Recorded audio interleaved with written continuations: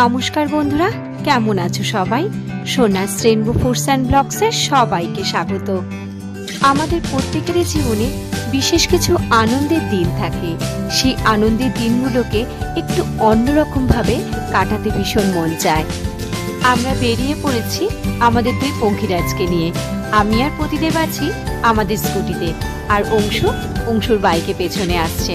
দুপাশ দিয়ে প্রান্তরে প্রান্তরে মাঠঘাট, আর মাঝখান দিয়ে চওড়া পাকা রাস্তা। আমরা একটু রাস্তায় দাঁড়ালাম এখানটায়। এই জায়গাটার নাম হচ্ছে হলদি। এখানে পিকনিক স্পট আছে। কত গানের আওয়াজ শোনা যাচ্ছে দেখছি। ওই দিকটা সবাই মানে ওই দিকটা করে পিকনিক স্পট। এখানটায় দাঁড়িয়ে একটু দেখছি জায়গাটা। আবার চলতে শুরু করা। আমরা যাচ্ছি জানো তো কোথায়? ওরগ্রাম। ওরগ্রামটা বর্তমানে একটা খুব সুন্দর জায়গা। ওখানে নাকি একটা ফরেস্ট আছে, আর তাছাড়া গ্রামটাও খুব সুন্দর। চলো তাই একটু ঘুরে দেখিয়ে আসি। এত ভালো লাগছিল রাস্তা দিয়ে এইভাবে যেতে, আর প্রচণ্ড ঠান্ডা ছিল, হাওয়াও ছিল দারুণ। আমরা তো জানি শীতকালে প্রকৃতির সৌন্দর্য আরও বেশি বেড়ে যায়। চারিদিকে আলুর ক্ষেত, সর্ষে ক্ষেত, আর কচি কচি ধান গাছের এত অপূর্ব প্রকৃতির ছোঁয়াটা মনটা ভরে যাচ্ছিল। রাস্তায় চলতে চলতে বেশ কিছু রেস্টুরেন্টও চোখে পড়লো। আরেকটা জিনিস খেয়াল করছি, এখানে অনেক তাল গাছ। আমরা কিন্তু ওর গ্রামে ঢুকেই গেছি। কি সুন্দর লাগছে দেখো ওর গ্রামের পরিবেশটা, এত অপূর্ব লাগছে। এগুলো সব আলুর ক্ষেত। প্রায় ঘন্টাখানিকের ওপরে লাগলো ওর গ্রাম আসতে। ওর গ্রামের এটা একটা ছোট্ট বাজার। এই দেখো কত বড় একটা জলের ট্যাঙ্কি এখানে। ব্যাস, ফরেস্টের কাছে কিন্তু আমরা পৌঁছেই গেলাম। ফরেস্টের ভেতরে ঢোকার রাস্তা।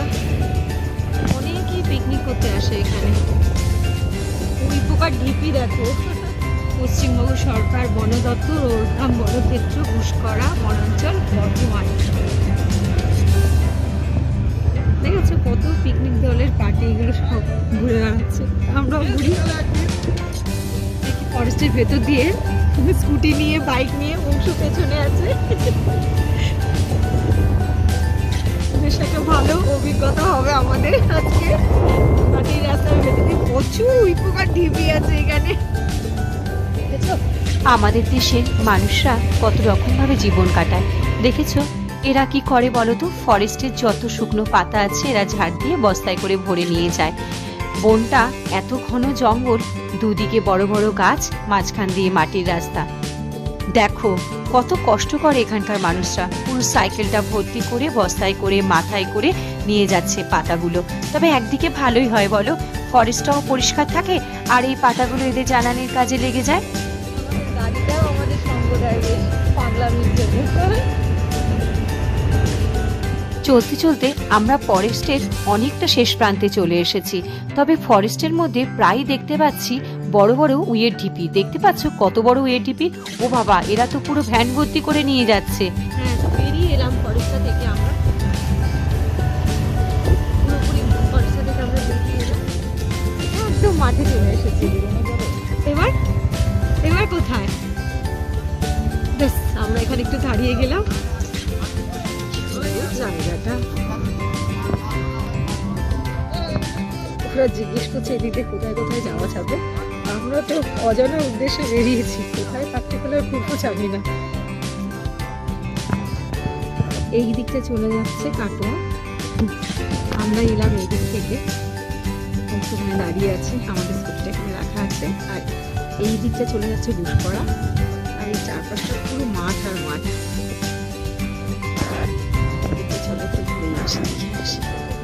দেখো ফুল গাছটাই কত ফুল ধরেছে।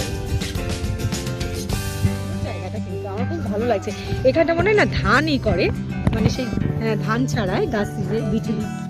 আমরা এখন যে জায়গাটা দাঁড়িয়ে আছি না, এই যে পুরো চাতালটা, এখানকার মানুষের কাছে জানতে পারলাম ব্রিটিশ আমলে নাকি এই জায়গাটায় মানে এয়ারপোর্ট হিসেবে ব্যবহার করা হতো।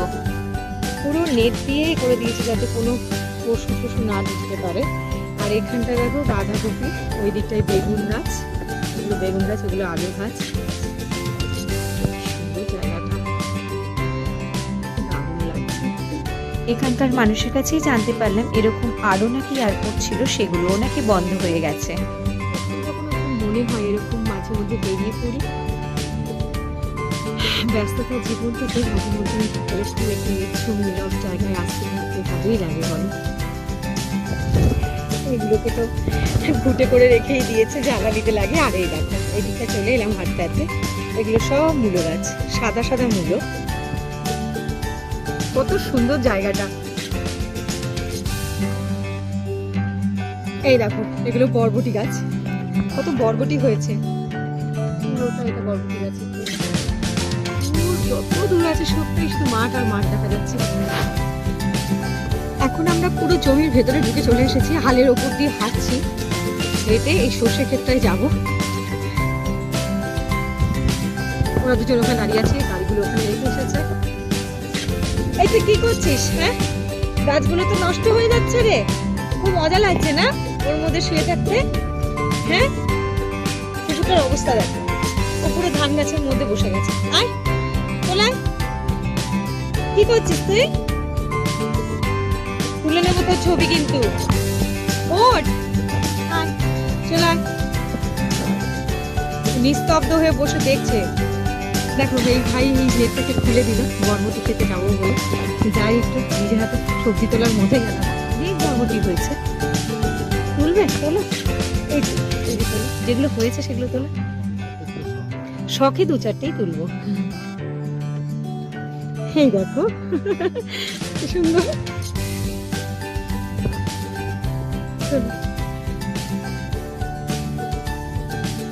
নিজের হাতে সবজির ক্ষেত্রে সবজি তোলার মজাই আলাদা। দেখেছো?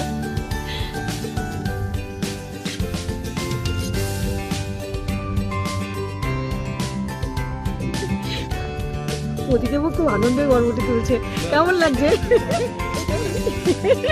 বারবার বলি আমাকে মাঝে মাঝে এরকম নিয়ে আসবে। অনেকগুলো তুলেছি। চলো এবার বেরোই, আর বেশিক্ষণ থাকা যাবে না এর ভেতরে, নিজেই ব্যালেন্স রাখতে পারছি না।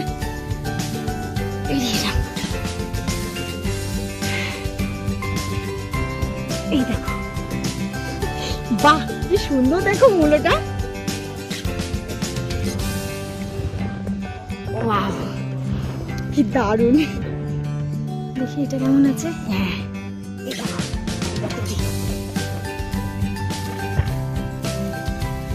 বেশ ইয়ে হয়েছে। চলো আর নেবো না। কি দারুণ লাগছে। তোমার নাম কি বলো? তোমার নাম নারায়ণ?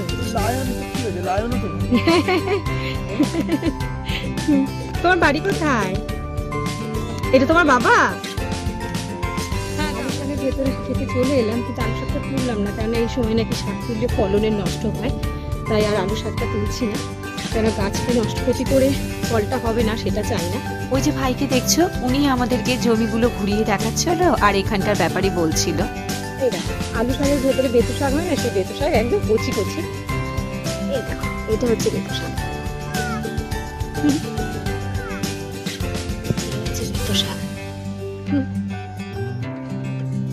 দূর থেকে ওদেরকে দেখছিলাম, দেখলাম পাতাগুলো মাথায় করে আনার পর এখানে ওগুলো রেখে ওরা একটু বিশ্রাম নিচ্ছিল। দাঁড়িয়ে ভাবছিলাম যে আমার এই বিশেষ দিনটা যদি ওদের সাথে কাটানো যায় কিছুটা টাইম, তাহলে তো বেশ ভালোই হয়। তাই আমি আর প্রতিদিন মিলে ওদেরকে ডেকে নিয়ে এলাম। ওদের সাথে কাটিয়েছি খুব সামান্য একটু সময়, কিন্তু ওই সামান্য সময়টুকুই আমার কাছে বড় পাওয়া ছিল। এত ভালো লাগছিল আমার এই বিশেষ দিনটাতে ওদের সাথে কাটানোর এই আনন্দের মুহূর্তটা চিরকাল আমার মনে থাকবে।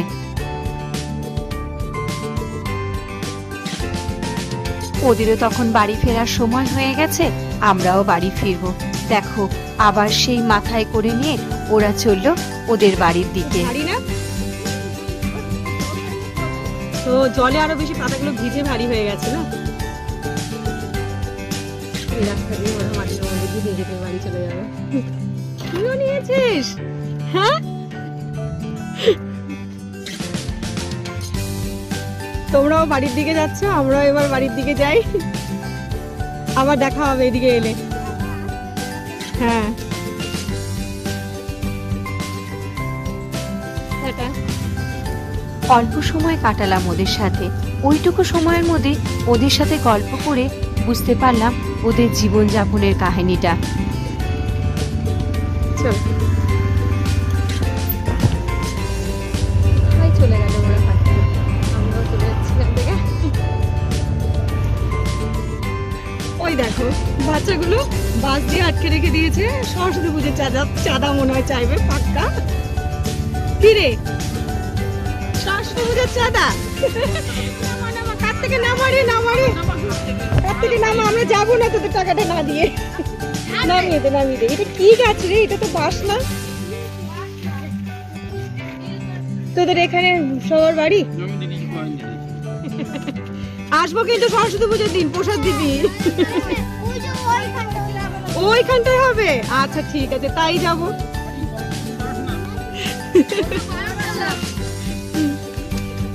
চলো, দেখো কত কাচ্চা বাচ্চা দাঁড়িয়ে গেছে, এরা সরস্বতী পুজোর চাঁদা তুলছে বলে।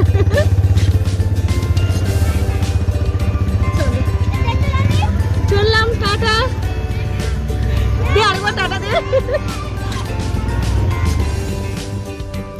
আবার আমরা ফরেস্টের ওই রাস্তাতেই চলে এলাম। বাড়ি ফিরতে হবে তো ওই একই রাস্তা দিয়ে যাচ্ছি। এবার আমরা ফরেস্ট থেকে বেরিয়ে যাচ্ছি। বড্ড খিদে পেয়েছে। বাড়ি ঢোকার আগে ভুরিভোজটা তো করতেই হবে। তবে আজকে তো পতিদেব আর অংশু রান্না থেকে ছুটি দিয়েছে, আজ তো ঘরে রান্না করিনি। তাই আমরা ভাবলাম আসার সময় বেশ কিছু রেস্টুরেন্ট দেখতে পেয়েছি ভালো ভালো, তার মধ্যেই কোনো একটা রেস্টুরেন্টে ঢুকে ভুরিভোজটা করে নেব আমরা।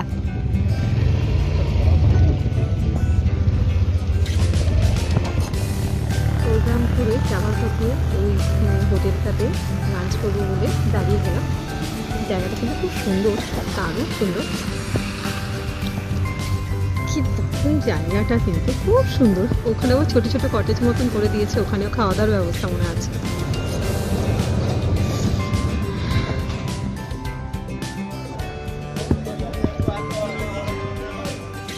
হোটেল খোয়াই, সুন্দর কনসেপ্টে তৈরি, মানে অদ্ভুতভাবে সুন্দর তৈরি।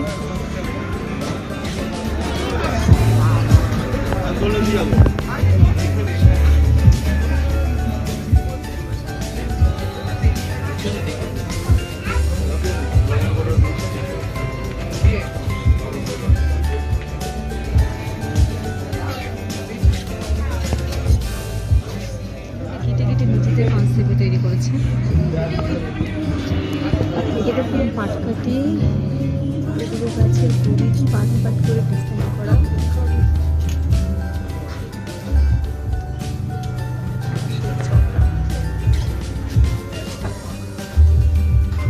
চলো মেনু লিস্টটা দেখি কি কি আছে। খাবারটা আগে অর্ডার করি।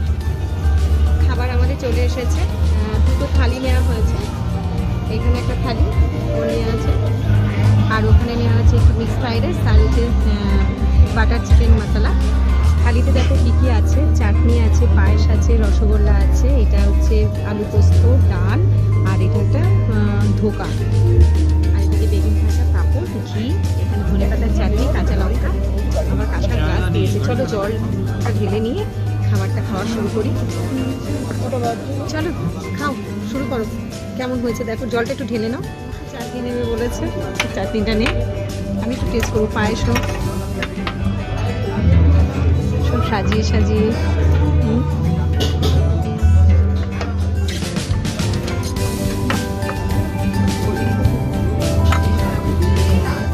এত সুন্দর করে ঘরেও কেউ সাজিয়ে দেয় না, মাঝে মাঝে এরকম চলে আসলে ভালোই হয়।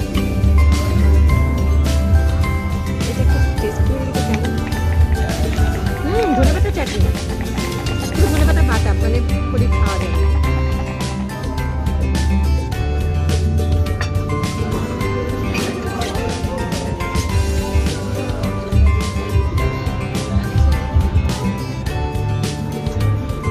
মিক্স ফ্রাইড রাইসটার মধ্যে সবটাই আছে, প্রন আছে, ডিম আছে, চিকেন আছে, সব মিলিয়ে বেশ ভালোই লাগছে খেতে। কথায় আছে মধুর এমো সমপেয়, শেষ পাতে মিঠা মুখ দিয়ে নাকি খাবার সমাপ্তি হয়। যাক ভালোই হলো পুরি ভোজটা। খাওয়া দাওয়াটা একটু বেশি হয়ে গেছে, তাই কোল্ড ড্রিঙ্কস অর্ডার করেছিলাম। এটা বললো কি আম পান্নার কোল্ড ড্রিঙ্কস, ভালোই লাগলো খেতে। দুপুরের খাবারটা তো বেশ জমিয়েই খাওয়া হলো, এবার তো বাড়ি ফিরতে হবে।